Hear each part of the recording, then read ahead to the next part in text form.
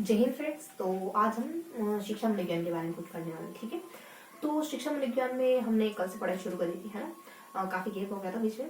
तो आज हम देखने वाले हैं कि शिक्षण अधिगम में शिक्षा मनोविज्ञान में कुछ टॉपिक पढ़ने वाले हैं, कुछ 3 टॉपिक देखने वाले हैं। इसमें हम देखने वाले हैं कि अधिगम में मनोविज्ञान का क्या महत्व है। अगर आप पढ़ाई करते हो तो उसमें साइकोलॉजी कहाँ तक भूमिका निभाती है, ये पढ़ने वाले हैं आज अपन, है ना। तो कुछ शिक्षण अधिगम की परिभाषा देखने वाले हैं, और शिक्षा और शिक्षण में क्या अंतर है ये देखने वाले हैं, और अनुदेशन और शिक्षण में अंतर क्या है ये देखने वाले हैं। अनुदेशन यानी पढ़ने से जुड़ी हुई बात है, ठीक है। एक मोटा मोटी शब्द काट बता रही हूँ। तो आज हम कुछ 3 टॉपिक को पढ़ने वाले हैं। बहुत ज्यादा लंबा टॉपिक नहीं है आज, बहुत ज्यादा लंबा सेशन नहीं रहने वाला आज। कुछ छोटे छोटे से 3 टॉपिक है, फटाफट से कवर कर लेंगे। तो आज हम पढ़ने वाले हैं अधिगम में मनोविज्ञान का क्या महत्व है। टॉपिक हमारा 10 मिनट का सेशन रहने वाला, फटाफट से देख लेते हैं। अधिगम में मनोविज्ञान का क्या महत्व है, क्या पढ़ने वाले हैं आज। अधिगम में मनोविज्ञान का क्या महत्व है, अधिगम में मनोविज्ञान का महत्व, मनोविज्ञान का महत्व। अगर आप कोई चीज याद करते हो, कोई चीज लर्न करते हो, तो उसमें साइकोलॉजी कहाँ पे भूमिका निभाती है। अगर आप इंटरेस्टिंग चीज पढ़ते हो तो क्या वो जल्दी याद हो जाती है। उबाऊ चीज पढ़ते हो तो क्या उसको याद करने में समय लगता है। तो ये सारी बातें कौन बताता है, ये साइकोलॉजी बताती है। तो आज हम साइकोलॉजी से जुड़े हुए कुछ अधिगम में मनोविज्ञान का क्या महत्व है, इससे जुड़े हुए कुछ 3 टॉपिक पढ़ने वाले हैं। अब वो कौन कौन से टॉपिक है, आज हम कुछ परिभाषाएं, कुछ अंतर और 2 पोर्शन हमारे अंदर से जुड़े हैं। पहला तो हम देखने वाले हैं कि शिक्षण में शिक्षण अधिगम के बारे में देखने वाले। शिक्षण अधिगम के बारे में किसके बारे में देखने वाले हैं, शिक्षण अधिगम के बारे में, यानी शिक्षण अधिगम की परिभाषाओं को देखने वाले। शिक्षण अधिगम, शिक्षण अधिगम के बारे में देखने वाले, ठीक है। और नेक्स्ट अपन देखने वाले हैं शिक्षा और शिक्षण में अंतर। शिक्षा व शिक्षण में क्या अंतर है, ठीक। शिक्षा और शिक्षण में क्या अंतर है। शिक्षण यानी पढ़ाने का तरीका होता है, शिक्षा क्या होती है हम सब जानते हैं, यानी एक वो प्रक्रिया जिसके द्वारा हमारे व्यवहार में बदलाव हो जाता है, वही शिक्षा कहलाती है ना। और नेक्स्ट हमारा लास्ट पोर्शन रहने वाला है कि अनुदेशन और शिक्षण में क्या अंतर है, ठीक है। एक तो शिक्षण और शिक्षा में अंतर भी देखेंगे, और एक अनुदेशन और शिक्षण में क्या अंतर है, अनुदेशन और शिक्षा में क्या अंतर है, अनुदेशन व शिक्षा में क्या अंतर है, ये 3 पोर्शन आज अपन कवर करने वाले, ठीक है। तो फटाफट से देख लेते हैं कि शिक्षण अधिगम या फिर शिक्षण प्रक्रिया, शिक्षण अधिगम प्रक्रिया क्या कहेंगे इसको, शिक्षण अधिगम प्रक्रिया। शिक्षण अधिगम प्रक्रिया यानी पढ़ाने और पढ़ने की जो प्रोसेस है उसको लेकर कुछ विद्वान है जिनके द्वारा कुछ कुछ बातें कही गई, तो उनको देखने वाले हैं। और शिक्षण और शिक्षा में क्या अंतर है, तो ये देखने वाले हैं। शिक्षा क्या है और शिक्षण क्या है। शिक्षण से हमें पढ़ाने का तरीका है, जबकि शिक्षा क्या है, एक अल्टीमेट वो चीज है जो हमें पूरी तरीके से बदल कर देती है। शिक्षा क्या होती है, व्यवहार में वांछित परिवर्तन को शिक्षा कहा जाता है। बहुत से विद्वान कहते हैं व्यवहार में वांछित परिवर्तन को शिक्षा कहते हैं। बाकी अनुदेशन और शिक्षण में अंतर क्या होता है, अनुदेशन मतलब पढ़ाई से जुड़ा, और शिक्षण क्या होता है पता है आपको, शिक्षण यानी पढ़ाना। अनुदेशन यानी पढ़ाई से जुड़ी हुई कोई चीज है, एक्यूरेट पढ़ाना नहीं, पढ़ाई से जुड़ा हुआ कोई मुद्दा है। लेकिन शिक्षण का मतलब तो एक्यूरेट होता है पढ़ाना, ठीक है। तो इस तरीके से कुछ 1 2 3 ये 3 टॉपिक कवर करना है। फटाफट से देख लेते हैं 3 टॉपिक्स को।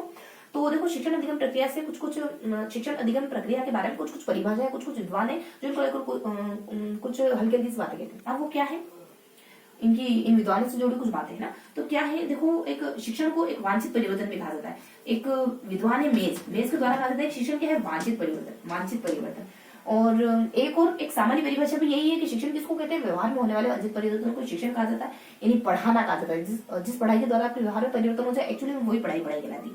और इसके अलावा कुछ 1 2 और परिभाषा आ जाती है, जैसे कि कोई तो वांछित परिवर्तन कहता है, कोई कहता है कि मार्ग निर्देशन करना, यानी मार्ग निर्देशन 2 व्यक्ति कहते हैं। एक तो बर्ड कहता है मार्ग निर्देशन,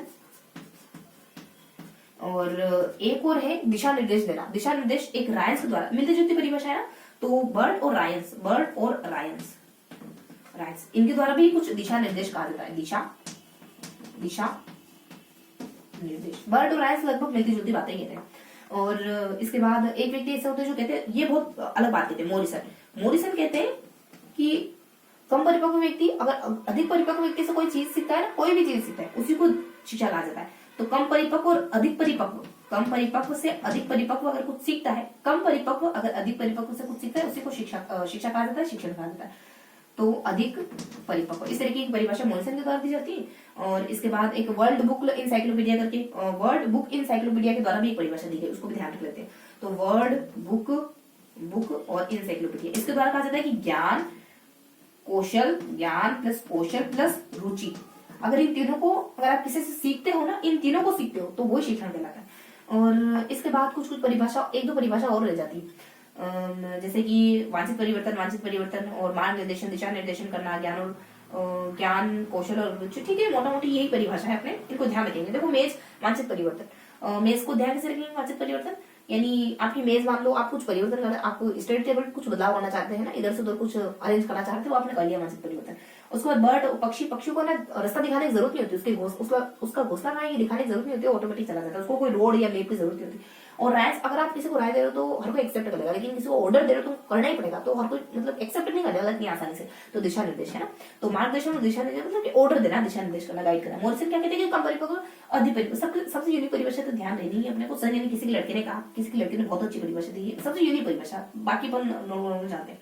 वर्ड बुक इंसाइक्लोपीडिया के द्वारा क्या कर सकते हैं, ज्ञान कौशल और अभिरुचि अगर आप किसी से सीखते हो ना, तो ये आपकी शिक्षण अधिगम प्रक्रिया कहलाती है, ठीक है। और हाँ, एक बढ़िया सी परिभाषा स्मिथ के द्वारा। स्मिथ यानी क्या होता है, मिथ यानी क्या होता है कि कुछ मिथ है ना, रहस्य। तो ये क्या कहते हैं कि शिक्षण उद्देश्य आपके भीतर उत्सुकता पैदा करते हैं। शिक्षण उद्देश्य अगर आपको कह दिया कि ये कर लोगे ना तो तुमको ये आ जाएगा, ये कर लोगे तो तुमको ये पता चल जाएगा। अगर आप पॉलिटी पढ़ोगे तो देश की पॉलिटी के बारे में पता चलेगा तुमको। अगर शिक्षण उद्देश्य हमको पता चलते हैं ना, तो हम उत्सुक हो जाते हैं उस चीज को जानने के लिए। तो शिक्षण उद्देश्य उत्सुकता पैदा करते हैं, उत्सुकता, ठीक है, उत्सुकता पैदा करते हैं स्मिथ के द्वारा। यानी रहस्य अगर को कहते हैं ना, सीक्रेट किसी को बताना, तो हम बहुत ज्यादा क्यूरियस हो जाते हैं क्या होता है, तो स्मिथ क्या कहते हैं, उत्सुकता। इसके अलावा हम शिक्षा और शिक्षण में अंतर देख लेते थोड़ा सा ना। देखो शिक्षा क्या है, शिक्षा व्यापक संकल्पना है और शिक्षण कुछ संकुचित संकल्पना है। तो यहाँ पर अंतर देख लेते हैं, फिर अपना थोड़ा सा बचेगा अनुदेशन और शिक्षण, उसको तो अपन करेंगे।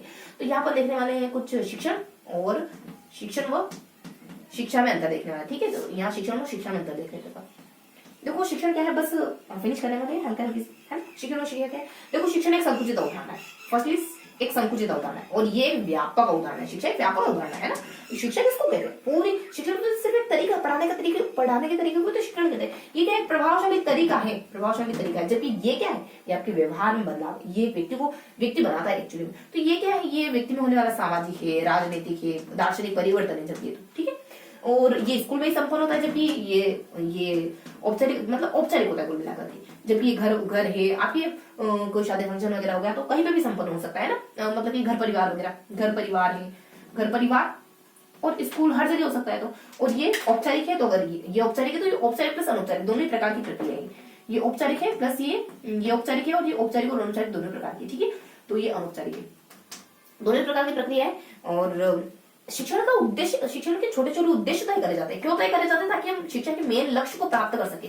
इसको छोटे छोटे उद्देश्य होते हैं। आज हम ये बुक पढ़ाएंगे, मतलब कि छठी कक्षा में बुक पढ़ाई जाती है, 7वीं में पढ़ाई जाती है। क्यों पढ़ाई जाती है, छोटे छोटे उद्देश्य है कि इन बुक के जरिए हम अल्टीमेटली शिक्षा के लक्ष्य को प्राप्त कर सके। एक इंसान को अच्छा इंसान बनाता है ना, इंसान को इंसान बनाता है एक्चुअली में, है ना। तो ये इसका उद्देश्य, इसके छोटे छोटे उद्देश्य इसके शिक्षा के लक्ष्यों को तय करना होता है। जबकि शिक्षा का एम क्या है, जबकि शिक्षा का मकसद क्या होता है। हाँ, और ये सिर्फ पाठ्य पुस्तक पर बेस्ड होता है, जबकि ये सिर्फ पाठ्य पुस्तक पर बेस्ड नहीं होती। शिक्षा सिर्फ पाठ्य पुस्तक पर बेस्ड नहीं होती। शिक्षा तो आपके जीवन के उद्देश्य बताती है। तो ये पाठ्य पुस्तक तो कंप्लीट करती है शिक्षा, प्लस आपके जीवन के उद्देश्य बताती है हमको, है ना, जीवन जीने का तरीका। तो बेसिक अंतर है, इनको इतना स्पेसिफाई करने की जरूरत नहीं, बस एक बार समझ लोगे तो पता चल जाएगा। अब देख रहे हैं अनुदेशन और शिक्षा में क्या अंतर है। तो ये हमने बेसिक अंतर देख लिया, शिक्षा और शिक्षण में क्या अंतर है। अब यही देख लेते हैं अनुदेशन और शिक्षा में क्या अंतर है, ठीक है। तो यही अपन देख लेते हैं, कुछ सामान्य से अंतर है ना, इनको बहुत ज्यादा ध्यान करने की जरूरत तो नहीं है ना। तो देखो शिक्षण और अनुदेशन में क्या अंतर है, बस फिनिश करते हैं। शिक्षण व अनुदेशन में क्या अंतर है, शिक्षण और अनुदेशन में। देखो शिक्षण यहाँ पे भी ये व्यापक अवधारणा है, और ये संकुचित अवधारणा, मतलब कुल मिला के संकुचित अवधारणा। यानी अनुदेशन की, शिक्षण के भीतर कौन है, शिक्षण के भीतर ही अनुदेशन छुपा, ये शिक्षण इसी के भीतर अनुदेशन होता है, जबकि ऐसा यहाँ पे नहीं होता है। और यहाँ पे अंतरक्रिया की जरूरत होती है, अंतरक्रिया की आवश्यकता होती है यहाँ पे। यानी टीचर और स्टूडेंट के बीच में अंतरक्रिया होनी चाहिए, यहाँ पे कोई अंतरक्रिया की जरूरत नहीं होती। और बाकी देखो ये ज्ञानात्मक और क्रियात्मक दोनों ही होता है, ज्ञानात्मक भी होता है, क्रियात्मक भी होता है। और ये सिर्फ है ना ज्ञानात्मक होता है, इसमें सिर्फ आप ज्ञान प्राप्त करते हो। ये देखो शिक्षण क्या क्या चीजें सिखाई जा सकती है, आपको नॉलेज सिखाया जा सकता है, यानी आपको बुक पढ़ना वगैरह। क्रियात्मक आपको मान लो साइकिल चलाना, बाइक चलाना सिखाया जा सकता है। भावना, इमोशन सिखाया जा सकते हैं, आपको लव है, प्यार है, ये सब नहीं आता था तो आपको परिवार में सिखाया जाता है। तो इस तरीके से ये व्यापक उदाहरण है, ध्यान रखेंगे संकुचित उदाहरण है। तो ये इसी शिक्षण के भीतर ही अनुदेशन छुपा हुआ, और इसके क्योंकि व्यापक है तो दो चीजें इसमें शामिल होती है, एक तो ज्ञानात्मक क्रियात्मक, जबकि सिर्फ इसमें ज्ञानात्मक चीजें। इसमें टीचर और स्टूडेंट के बीच में अंतरक्रिया जरूरी है, इसमें कोई अंतरक्रिया जरूरी नहीं हो सकता है। इसको ऐसे मानो कि ये बैठ के बुक रीडिंग करना है, ठीक है। तो इस तरीके से हमने मोटा मोटी सारी जानकारी पढ़ ली।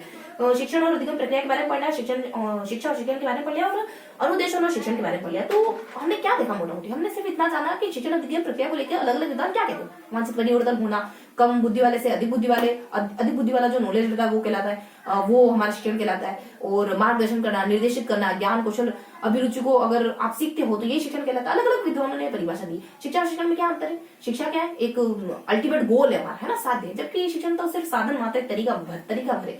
और रुचिकर बना देता है। ये स्कूल में संपन्न होता है और ये औपचारिक तरीका होता है और ये संकुचित तरीका होता है शिक्षण है ना। जबकि शिक्षा बिल्कुल जो भी बातें हैं ना ये जस्ट रिवर्स हो जाएगी। ये व्यापक अवधारणा है, ये घर पे और बाहर कहीं पे भी हो सकती है और औपचारिक अनौपचारिक दोनों प्रक्रिया शामिल है। ठीक वैसा ही यहाँ पे भी शिक्षण और अनुदेशन में क्या अंतर है। यहाँ शिक्षण व्यापक अवधारणा बन जाती है, वहाँ शिक्षा और शिक्षण था, इस वजह से शिक्षा होती है। तो यहाँ शिक्षण और अनुदेशन होती है, यहाँ शिक्षण व्यापक अवधारणा बन जाती है और शिक्षण के भीतर ही अनुदेशन छुपा हुआ होता है। और इसमें अगर ज्ञानात्मक क्रिया दोनों शामिल होते हैं तो फिर इसमें एक ही शामिल होता है, ज्ञानात्मक शामिल होता है। इसमें टीचर के साथ अंतर्क्रिया जरूरी है, उसमें अंतर्क्रिया जरूरी है। तो बेसिक हमने कुछ इन 3 टॉपिक को पढ़ा है। तो आई होप ये 3 टॉपिक को लेकर के आपकी देखने का नजरिया थोड़ा बदला होगा, इन 3 टॉपिक के बारे में आपकी कुछ समझ विकसित हुई होगी। फिर मिलेंगे इसी किसी अगले वीडियो में, तब तक के लिए जय हिंद।